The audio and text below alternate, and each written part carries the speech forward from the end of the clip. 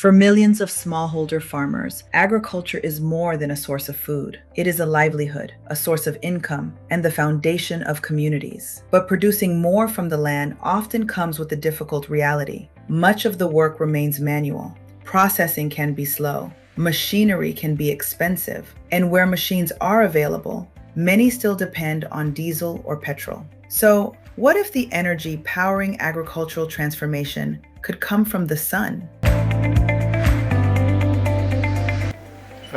Promoting the transition to clean energy requires increasing the adoption of low-carbon agriculture technologies. This study sought to examine the barriers and opportunities for an inclusive low-carbon transition in Uganda. We tested interventions designed to raise farmers' knowledge of low-carbon ag tech and government financing programs. We evaluated the impact of community-based information dissemination on awareness and adoption by smallholder farmers.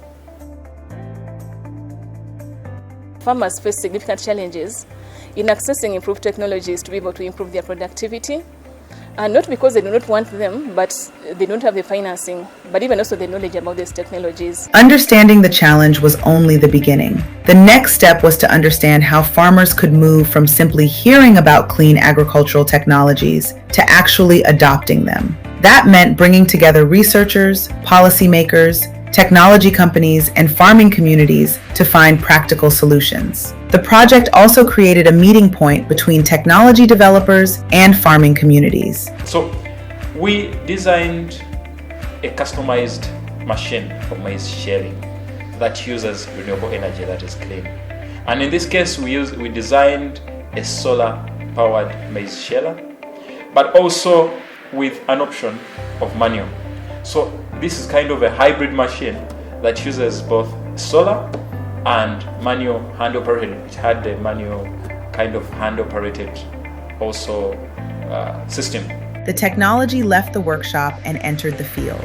Farmers were introduced to the machines, shown how they worked, and given an opportunity to examine them for themselves. The demonstrations became an opportunity to observe not only how the machines performed, but how farmers responded to them. So we designed and tested that prototype, and interestingly we took it to the field. Tuzze kwogerako nammwe oba kubasomesaako ku byuma ebikozesebwa mu byobulimi n'ebituyambako okwongera omutindo mu birime byaffe.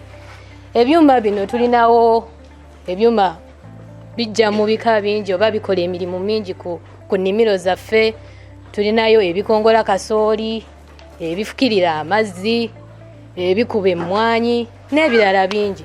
The researchers knew that a demonstration is only the beginning of an adoption journey. Months later, we returned to some of the same farmers. Their experiences revealed something the demonstrations alone could not. Some had invested in agricultural machinery, but not necessarily the machines they had seen during the project.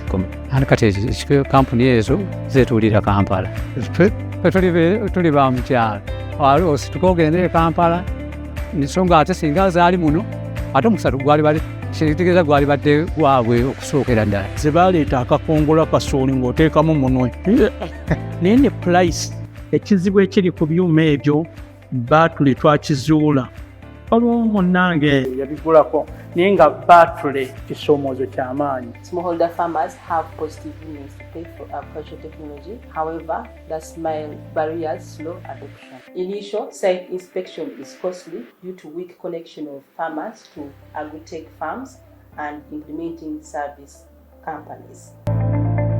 We found in-person dissemination to increase awareness of government financing programs by smallholder farmers. Therefore, having wider impacts of government financing programs implies having in-person dissemination as part of the policy toolkit. We thank IDRC and PEP for funding this study. Special thanks go to our field team and to the farmers for participating in the study and to the community leaders for supporting implementation of the study.